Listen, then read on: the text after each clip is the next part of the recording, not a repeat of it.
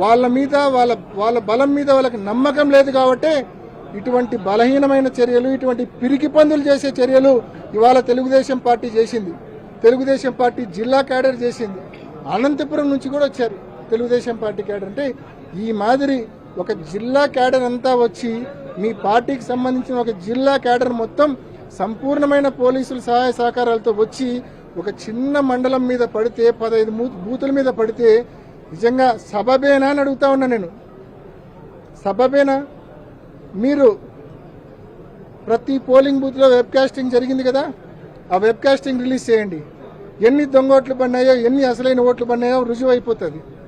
15 బూతులకు సంబంధించిన polling booth లోపల web casting release చేయాలా, పోలింగ్ బూత్ బయట రికార్డ్ చేసిన సీసీ ఫుటేజెస్ రిలీజ్ చేయాలా. తద్వారా ప్రజలందరికీ స్పష్టంగా, ఎన్నికల కమిషన్కు ప్రజలందరికీ స్పష్టంగా, ముఖ్యంగా న్యాయస్థానాలకు స్పష్టంగా ఇక్కడ జరిగింది పోలింగా లేకుంటే రిగ్గింగా, ఓటింగా లేకుంటే దొంగ ఓటింగా అనేది ప్రతి ఒక్కరికి అర్థం కావాలా. మేమేదో ఇవాళ మాకు నష్టం జరిగిందని నేను మాట్లాడడంలా, మాకు ఇవాళ మా వాళ్ళు ఇబ్బంది పడినారని నేను మాట్లాడడంలా. ఇది నిజంగా ప్రతి ఒక్కరు తెలుసుకోవాలా. పులివెందల మండలంలో ఇవాళ జరిగింది ఓటింగా లేకుంటే దొంగ ఓటింగా అనేది ప్రతి ఒక్కరు తెలుసుకోవాల్సిన అవసరం ఉంది. కాబట్టి ఎన్నికల కమిషన్ అడుగుతా ఉన్నాం, ప్రతి బూత్లో మీరు వెబ్ కాస్టింగ్ చేశారు కదా, ప్రతి బూత్ లోపల చేశారు, బయట ప్రెమిసెస్లో చేశారు, అదంతా రిలీజ్ చేయండి. అందులో ఇతర నియోజకవర్గాల ఓటర్లు, కమలాపురం వాళ్ళు, జమ్మలమడుగు వాళ్ళు, ప్రొద్దుటూరు వాళ్ళు ఎంతమంది ఉన్నారో మేము చూపిస్తాం. ఉదయం రిలీజ్ చేసిన ఒక 2 నిమిషాల వీడియోకే మేము దాదాపు 10 మంది జమ్మలమడుగు వాళ్ళను, 10 మంది కమలాపురం వాళ్ళను చూపించాం 2 నిమిషాల వీడియోకే. మీరు ఉదయం 7 నుంచి సాయంత్రం 6 వరకు, 5 వరకు అంటే 10 గంటల వెబ్ కాస్టింగ్ మీరు రిలీజ్ చేసి చూపిస్తే మేము వేలాదిగా దొంగ ఓట్లు మేము చూపిస్తామని చెప్పి కూడా తెలియజేస్తా ఉన్నాం. కాబట్టి తప్పకుండా వెబ్ కాస్టింగ్ లోపల అండ్ బయట రికార్డ్ చేసిన ఫుటేజెస్ మొత్తం కూడా ట్రాన్స్పరెంట్ గా నిలబడిన కంటెస్ట్ చేసిన అభ్యర్థులకు ఒక కాపీ ఇవ్వాల్సిందే.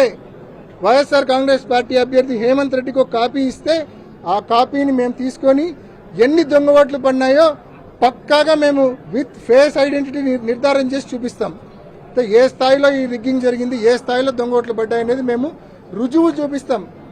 మరి ఈ సవాల్కు ఎన్నికల కమిషన్ స్వీకరించి తప్పకుండా ప్రతి అభ్యర్థికి CC footage and web casting footage స్పష్టంగా 10 గంటల పాటు ఉండేది రిలీజ్ చేయవలసిన అవసరం ఉంది, చెయ్యాలని చెప్పి గట్టిగా డిమాండ్ చేస్తా ఉన్నాం, కోరుతా ఉన్నాం. అదేవిధంగా ఇవన్నీ పరిశీలించి ఈ ఎన్నికను ఇటువంటి చెత్త ఎన్నికలు, ప్రజాస్వామ్యం కూనీ చేసే ఎన్నికలు, ఇటువంటి ఎన్నికలు బహుశా ఏ రాష్ట్రంలో ఎప్పుడూ జరిగి ఉండవు. బీహార్ లాంటి రాష్ట్రంలో కూడా ఇటువంటి ఎన్నికలు జరిగి ఉండవు. ఇటువంటి ఎన్నికలు జరిపే బదులు అసెంబ్లీలో పార్లమెంట్లో ఒక కొత్త చట్టం చేసుకొని నామినేషన్ బేసిస్లో మీరు జెడ్పీటీసీలను, ఎంపీటీసీలను ఎన్నుకోవడం మంచిది. కేవలం ఇటువంటి ఈ మాదిరిగా ఎన్నికలు జరిపి గెలిచినామనిపించుకోవడం కంటే మీరు నామినేషన్ బేసిస్లో చేయించుకోవడం మంచిది. కాబట్టి ఈ మాదిరి ఎన్నికలు దేశంలో ఎక్కడ జరిగి ఉండే ఆస్కారమే లేదు. One of it's kind. నేను మీ అందరినీ మరోసారి మనవి చేస్తాను, రేపటి నుంచి మీరు 6 పంచాయతీలకు వెళ్ళి నిజంగా ప్రతి ఒక్కరిని అడగండి, నిజంగా ఎన్నికలు ఎలా జరిగాయి, మీరు ఓటు వేశారా లేదా, వేయకుంటే ఎందుకు వేయలేదు, ఏ పరిస్థితుల్లో వేయలేదు అని ప్రతి ఒక్కరిని అడగండి. నేను చెప్పిన మాటల్లో నిజం ఉందా లేదా మీకే అర్థమైతే గ్రామాల్లోకి పోతే. ఈ పిలుపు ప్రతి మీడియా ఛానల్కి ఇస్తా ఉన్నా, ఎక్సెప్ట్ ఎల్లో మీడియా ఛానల్. ప్రతి ఒక్కరు కూడా వెళ్ళండి, దయచేసి కనుక్కోండి ఏ మాదిరి ఎన్నికలు జరిగాయో.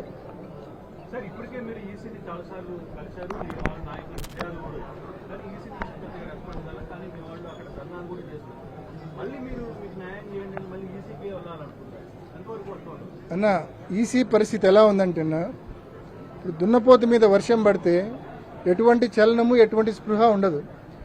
మన స్టేట్లో ఈసీ కూడా అంతకంటే ఘోరంగా ఉంది మన స్టేట్లో ఎన్నికల కమిషన్. అయినప్పటికీ అదొక స్టాట్యూటరీ బాడీ, దాన్ని మనం అడగక తప్పదు. దాన్ని అడిగిన తర్వాతనే మనం హానరబుల్ హైకోర్టుకు పోవచ్చు. మనం డైరెక్ట్గా హైకోర్టుకు పోయినా కూడా హైకోర్టు మీరు ఎన్నికల కమిషన్ అడిగారా అని చెప్పి మనల్ని అడుగుతుంది. ఈరోజు మనం ఏదైతే ఇప్పుడు మాట్లాడామో ఇవన్నీ కూడా ఎన్నికల కమిషన్కి ఇప్పటికే పంపించాం. ఇదే అంశాలు తీసుకొని న్యాయ పోరాటం కూడా చేయబోతా ఉన్నాం కోర్టుల్లో. Thank you.